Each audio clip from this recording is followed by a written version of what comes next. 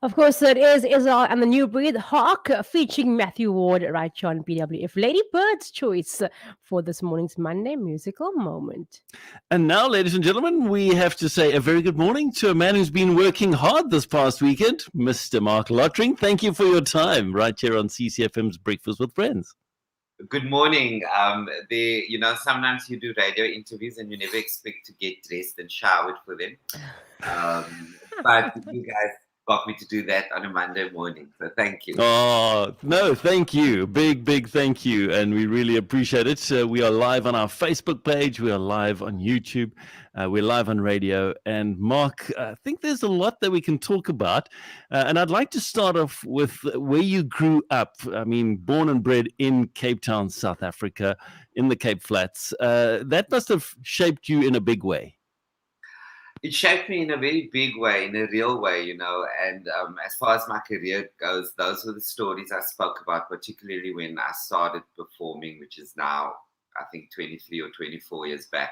So I grew up in Retreat, in Julius Crescent Retreat, number 49, and my father was a pastor of a Pentecostal church, Pastor Sandy Lottering. So those were pretty much my growing up years. I spent a lot of time in church, and I talk about that a lot on stage as well. And you don't realize how much you remember until you start talking about it later on in your life. So I do have a very good memory for funny stories, particularly, and lots of funny things happen in church as well. So I've been able to take a lot of that stuff and put it into my comedy, because I always believe in talking about real experiences. I think that's why the audiences enjoy the stories, not necessarily because they're outrageously funny, but people enjoy the stories because they can identify with it, because they go, I know what he's talking about, I've been through that, or I've been a member of the Pentecostal church, for example. Marc, you got to, sorry, I'm going to interrupt you there, Marc. You got to share one of those stories with us, bud. Well, the first story, I'll tell you the first story that I told was, we used to attend Sunday school. When we were kids, and every December we would do the story, the nativity play about Mary, Joseph in Bethlehem, and I always wanted to play Joseph because that was a leading role, because Joseph had dialogue. Otherwise, you're just going to be in the stable and not have a whole lot of dialogue. So, but there was a belief in our church that Joseph needed to have straight hair, and Mary needed to have long flowing hair as well. So there wasn't a chance that I could play Joseph. And I even remember one year, in a moment of complete panic, my friend Nazim got to play Joseph because they couldn't find a straight-haired Joseph in our Sunday school class. And Nazim knew very little about the Bible, and he knocked at the innkeeper's door, and the innkeeper opens the door, and Nazim was like, Assalamu alaikum, is there any room at the inn? So that was one of the first stories that I actually took to stage. So it's interesting that you asked me to tell you one of those stories. I just had to. I really did. And Marc, growing up, you must have had a nickname. Was it a good one? Was it a bad one? And what was it like in school for you? I didn't have a nickname, because my name invariably would obviously end up with Marky. So I spent many years being Marky, and my friends who know me from back then, they still refer to me as Marky when they want to cut me down to size. And that's quite special, because I think it's great to be in touch with people who know you from back then. And when it comes to my school years, I attended Square Hill Primary School in Retreat, and for high school I attended Heathfield High. And in my school years, I think you really would have liked me. I was I was what you call decent. You must remember, I had a short haircut, I had a side part, so I looked like a really decent, quiet Marky, and I played by the rules. I didn't speak a whole lot. I kind of just blended in with everybody else. And I think only when I got to around standard 8, what we called standard 8 at that time, grade 10, did I really blossom, and did I really start to share funny stories and realize that I actually enjoyed telling funny stories in the classroom. But I played by the rules. Brilliant. I love that. For those who've just joined us, we're chatting to Marc Lottering live on our Facebook page, YouTube, and here on radio. Such an honor and a privilege to be chatting to you. We don't have a lot of time because it's a breakfast show and it's go, go, go. But at the moment, you've got something happening at the Baxter. And you just found out recently that it's actually sold out. But tell us about Loot, your latest production. My latest show at the Baxter, we've been having such a wonderful time, and I really do regard myself as being blessed in the real sense of the word. I know people just use that word on social media, hashtag blessed, but I really do mean it. And I posted something to that effect last night because in a pandemic, the theatres have reopened now, the Baxter, and we were able to put our show, put our show onto that theatre stage, the main theatre, and now enjoying the sold-out season, just to hear real laughter again. It's my stand-up, and in the show I talk about, the pandemic, I talk about COVID, a whole host of things, and I look at the looting that happened in KZN. Obviously, as a comedian, it's my job and my challenge to make sure that people are laughing, because I took the bizarre situations of the looting, like the gentleman who looted a TV that was too big for his car. And when he got to his car, he couldn't fit the TV into the car. So I tell that story a little bit and my take on that story. I talk about the lady who thought that she was stealing a TV, but she stole a KFC menu. And on stage, we talk about that. And when did the family at home realize that evening that they're actually looking at a menu, that it's not a TV? So lots of outrageous topics. The difference in this show is that I don't do characters. It's pure stand-up. And I think that's what I have been enjoying tremendously, because it's my first love, just doing stand-up. I know you said it's sold out, but for the CC FM listeners, we're going to make a concerted effort to get you 4 complimentary tickets.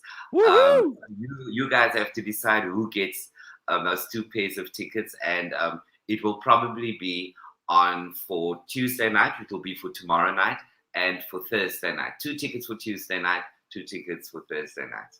Oh, wow. Thank you so much, Marc. There we go, ladies and gentlemen. So there's an opportunity if you'd like to see Marc Lottering live in action at the Baxter to enter competition. We'll tell you in a moment how to enter that competition. Marc, but you touched on it. The COVID pandemic has really made things difficult for people like yourself, or anybody in the arts and culture section of the economy. A lot of people going to the online platforms, and some with mixed success, some with a lot of success. For you as an artist, as somebody who loves to engage with his audience, what was the most difficult? The most difficult thing, and I open the show with it, I tell the audience the most difficult thing, because for 19 months we were performing online and I was performing to a cameraman. So there's no audience. But they tell you there are 5,000 people watching, or there are 10,000 people watching, because the opportunity when you went online, the good thing about it was that suddenly the expats who've been dying to just watch South African comedy were able to tune in along with the locals. And that was quite a thing for people. So knowing that you have all these thousands of people watching, but you're standing alone in a room and you're just looking into the camera for 60 minutes, for 70 minutes, for 80 minutes, you really have to then rely on your craft, and you've got to believe they are finding me funny. They are finding me funny. My friends were laughing because I said to them, I've never felt so close to Jesus as I did during lockdown, because you have to then rely on the creator and say, please take me through this. And I have to remind myself, because now you only rely on the cameraman, and sometimes that guy was in a bad mood. Sometimes he was a little bit hungover. Sometimes he wasn't in the mood for comedy. So you had to draw on your inner strength. So for me, I became stronger, I think, as a comedian, because I had to really rely on the funny of the story, and I just appreciate people so much more now. So now when I walk onto stage at the Baxter Theatre, and on the 10th and the 11th of December, I must just add, We're at the boardwalk in Gqeberha, so those people have to book tickets as well via Quicket. And now when I walk on stage, I appreciate people so much more. And I think that's what the pandemic has done as well. We've lost a lot of people along the way. So we take relationships now. We treat each other a whole lot more gently. We realize that we are not here forever.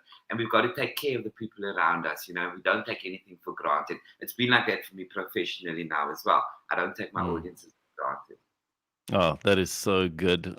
Love it. Lastly, Mark, the reality is that we still live in a country where we've got loads of issues, and load shedding being one of them from just last week, the political instability and things like that. For you as a comedian, that gives you a lot of material, but also the question I often have is, how do we really bring about transformation and change so that everybody in South Africa can live the life that they're supposed to live? I still stand by the fact that what happens in your house, what happens at home, is so important. I think it's all about the way people are reared. I've believed this with gender violence, you know, just with the way the men in our country treat women, for example. It's all about what's going on at home. And so I still believe in the principles that are being taught at home. It's very important, the relationships that children have with their parents and what parents are teaching you about life and about how to treat other people.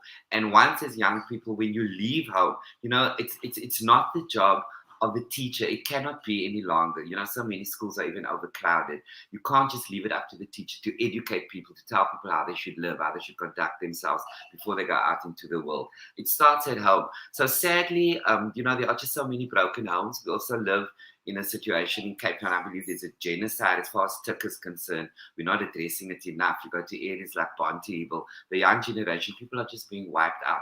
So there's a lot to be done, and I can only pray that the homes that are not broken, where there are functional parents at home, that's the hope that I hold on to, that where we can, that we still are imparting the right values to the young people. I firmly believe that it starts at home. That's my thinking around that issue. So the area that you go into, be it politics, as a professional, whatever, it's about how you were reared, and that's going to be the perspective that you carry with you into life. Marc Lottering, so great to chat to you this morning. Thank you for your time, and looking forward to hearing some of the feedback from people who attend that amazing show, Loot, at Baxter. But thank you once again. You're very welcome. I hope I could string sentences together on a Monday morning. Thank you. You were brilliant, buddy. You were brilliant. Thanks a million.